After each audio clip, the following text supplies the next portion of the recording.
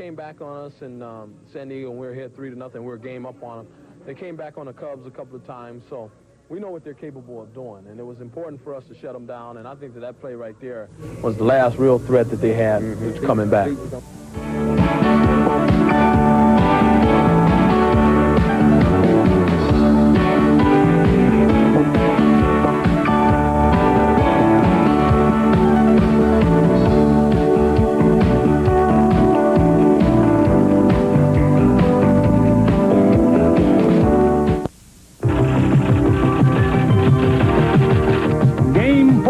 And a wave of Motown mania roars across Tiger Stadium. Riding the crest, leadoff man Lou Whitaker.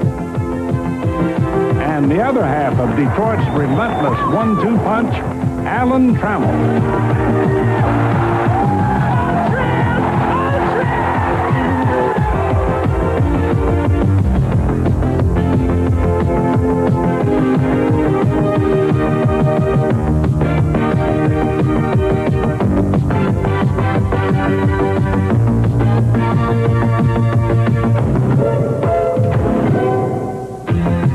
Drove one out in the first and was still turning heads in the third.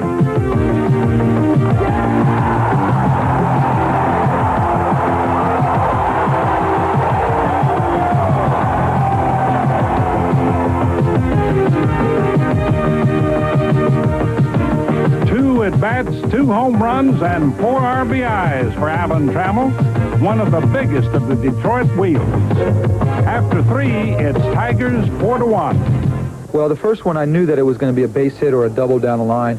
2-0 pitch, and he got a fastball up that I got out, hit the ball well. Second time up was a hanging slider, and I knew I hit that one well. I really hit that one very well. It felt good. And coming back and seeing your teammates explode and, you know, pat you on the back, that's the best feeling in the world right there. You know, when you see a guy play day in and day out, he's not a flashy ball player. He just goes out there and gets nothing but big hits for you. And showed he hit the ball at the ballpark, and you know, he plays so well. He's so consistent, and he can hit with anybody. He's, I guess, when he first came up, you know, was a little lax on his hitting, and now he's a force. San Diego faces a tall order this day. Tiger starter Jack Morris, who's looking every bit the winningest right-hander in baseball over the past 6 years. And in the ninth, he's just 1 out away from victory.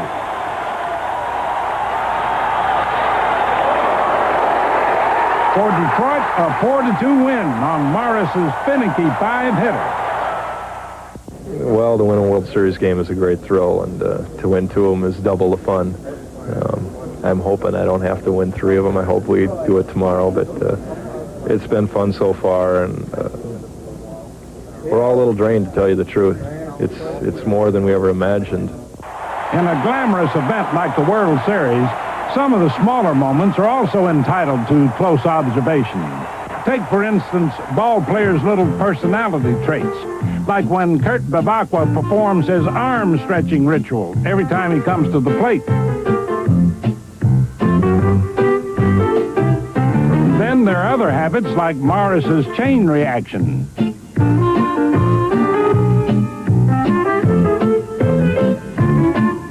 And then there's the Steve Garvey shuffle.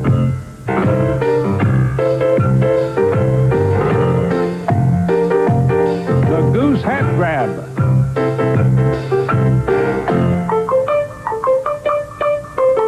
And then there's the Rupert Jones lumber trance.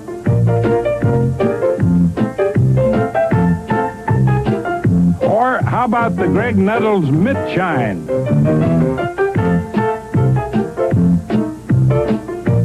And, of course, the Marty Castillo 1, 2, 3 touch.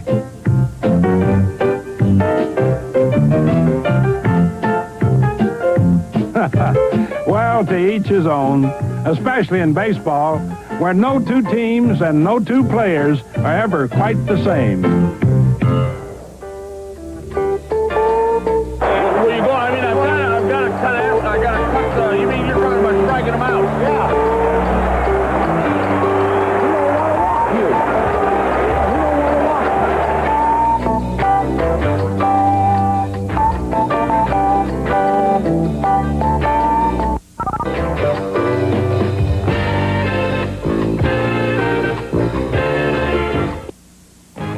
nearby Dodge dealers are running out of room.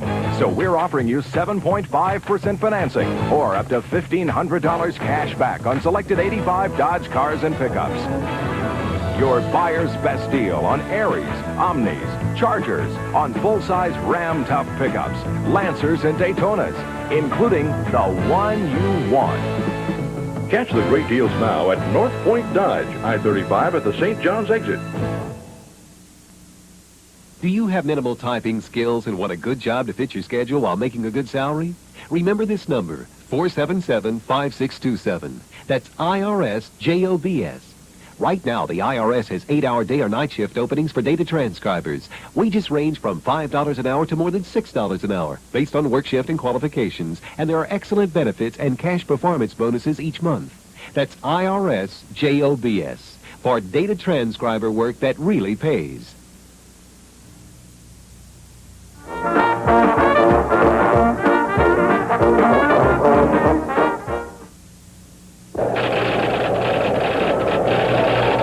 Before Game 5, a moment to consider the rampaging Tigers.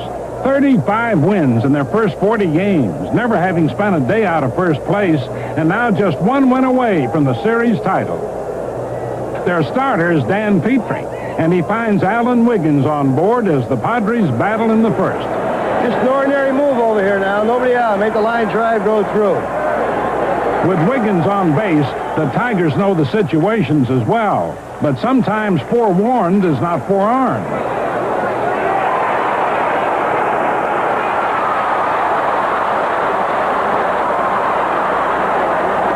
Wiggins at third, one out, and a great opportunity for the Padres. Watch your shortstop. Yeah, I know. At second base you can go, and the first baseman too. The left side we're going to stay here, okay? Right side we're going to go home. The next batter, Steve Garvey.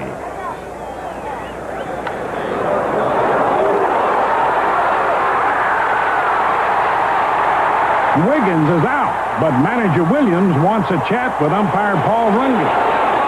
He had him right here, Dick. I wonder why he kept going after him. That's a foolish thing, but I can't afford to let it go. He went after him. He knew I know, he thought he didn't get him, but he did get him. Well, in your mind, he got him. Absolutely. And he knows he didn't. And I think he wanted to make sure. It's going to be a debatable thing, isn't it? Yep.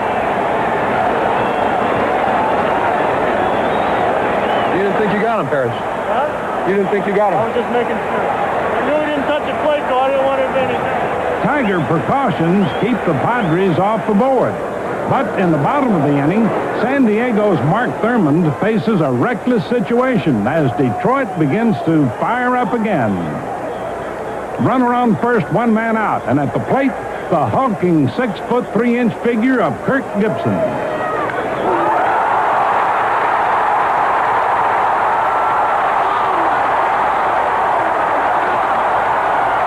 Shell-shocked, San Diego is once more in a hole. For the 5th time in 5 games, the Tigers have struck first. Gibson's blast has Detroit up 2-0.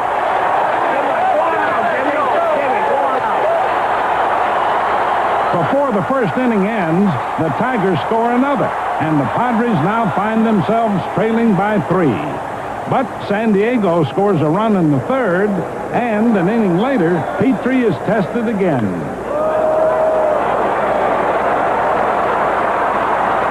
Good, thank you. Thank you. Templeton's double puts runners on second and third with one out. Petrie next faces the 9th man in the order, a struggling Bobby Brown.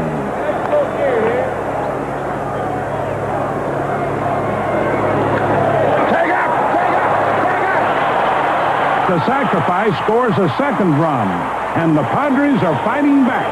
Whenever we come up, we got the lead run there. Attaboy, Kurt. Attababy. Attababy. Attaboy, Brownie. Up next, Alan Wiggins, batting .368 in the series.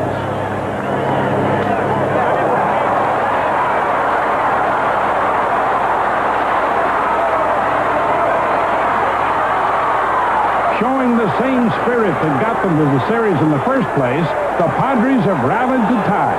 But they fail to score more in the fourth, and for a brief while, the base paths remain calm. It's the bottom of the fifth, and the Tigers have been shut down since the first.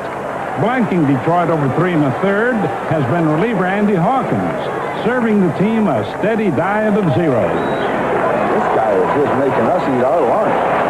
Nevertheless, the Tigers stay hungry. Gibson's second hit is followed by a walk.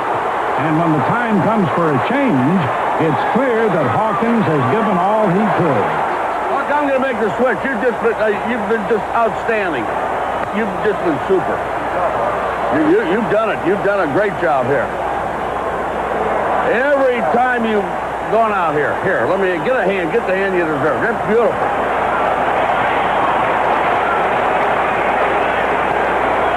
First and second, give him more than one look back there. He'll run. On the first pitch.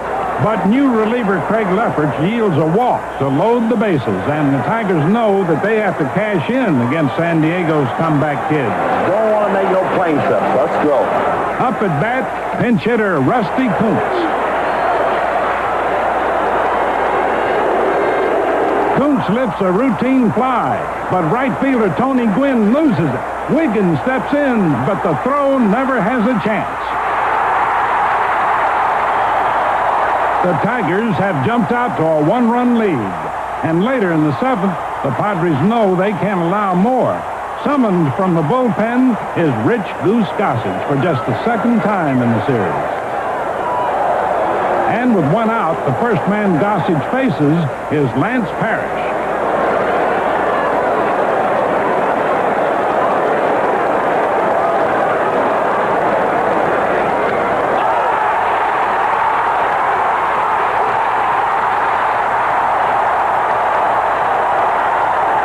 The best home run hitting club in the majors has connected again. Parrish's solo shot puts the Tigers up by 2. In the 8th, the Tigers turn to their remarkable relief ace, Willie Hernandez, who's made 5 postseason appearances and yielded just 1 run. And now with 2 out, Hernandez confronts an unrelenting Kurt Babakwa.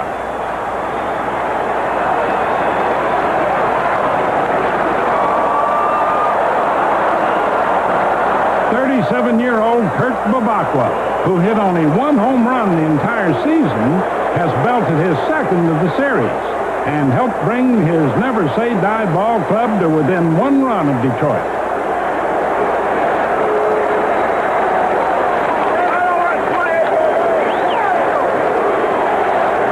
But in the bottom of the 8th, San Diego is soon in jeopardy. With 1 out, the Tigers have runners at second and third, with Kirk Gibson coming to bat. Gibson's already homered and singled, and Dick Williams' first thought is to walk him. But Gossage, a former American leaguer, doesn't want to load the bases, and he asks permission to pitch to Gibson. I'm looking over here at you. I've already given him 4 balls. He told him before he's coming out. I've had good success. You want the infield in on him? No. Where you going? I mean, I've got to cut out. I got to cut the. You mean you're talking about striking him out? Yeah. He don't want to walk you. Yeah, he don't want to walk you.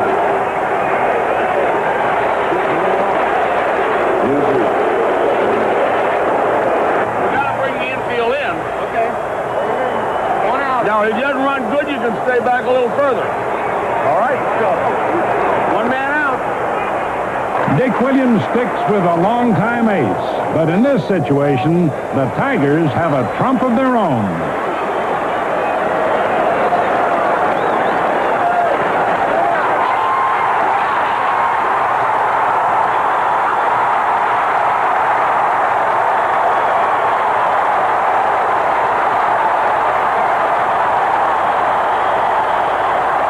Gibson's 3-run homer has blown this game apart, sweeping all of Tiger Stadium into a spontaneous celebration.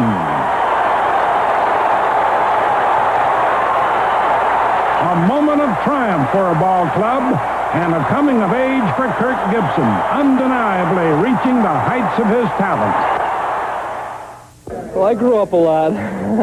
Last year I had a terrible year, and this year the Tigers went out and they acquired some people, and I went to spring training in good shape and tried to convince them that I was their man, and they stuck with me, and the results, everybody knows the results. As the cheers echo across the old ballpark, the Tigers take their commanding 4-run lead into the ninth and then stand poised to claim a championship. In the final inning, Willie Hernandez has retired 2 Padres. Now he takes aim at history.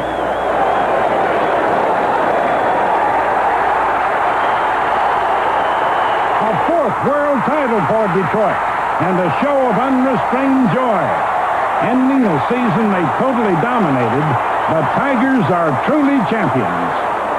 A crowning moment for Sparky Anderson, the first manager to win a World Series in both leagues. And he'd be the first to say he couldn't have done it without his well-blessed boys.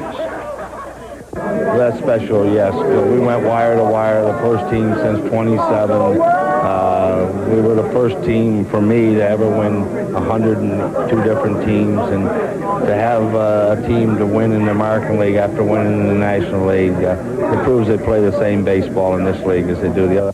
Yeah, overall, it was a hell of a season. I'm proud of every one of them. Nobody expected us to be where we were. And then when we're down 2-0 against Chicago, bounce back and get in this thing. Sure, they beat us in 5, but Sparky's got a tremendous ball club. This has been a storybook year. You know, I don't know how you could play it any better. The start we got off to, the way we played all year, we won our division by 15 games.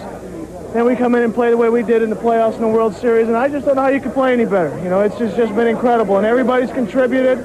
It's not just been 1 or 2 guys that have done the job, it's been everybody. So it's just been a team effort, and it's been, you know, it's been great. I was amazed even to be in it, and then now to end it, you know, being on the last out again, you know, on the field, it's just the best feeling in the whole world. You know, we've talked so many times, and I had a good night tonight, but, you know, just so many people you can count on in this team. And if they're going to pitch around me, Lance is behind me. They pitch around Lance, Larry's behind him. They pitch around Larry, Darrell Evans behind him. If they want to go all the way to the ninth, man, we got Marty. So we like our chances, and I really like them now because we're the champs. Your greatest moment? I think this has got to be my greatest moment ever. Just winning.